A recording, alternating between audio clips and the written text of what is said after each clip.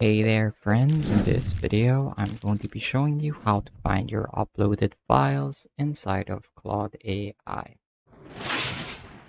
So to get started, let's open up our projects view, which you can find by clicking on this icon on the left hand side of your screen right here.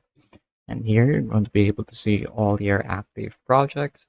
So let's say, for example, I go to the personal hobbies folder. You can see that there is a section here that says files. And this is where all your uploaded files inside of a project will go to. If you could look at another project, we can see that there is a file here that I can view. And this is true for all the projects that you have created. Although these files will only appear if you uploaded them to act as your project's knowledge base.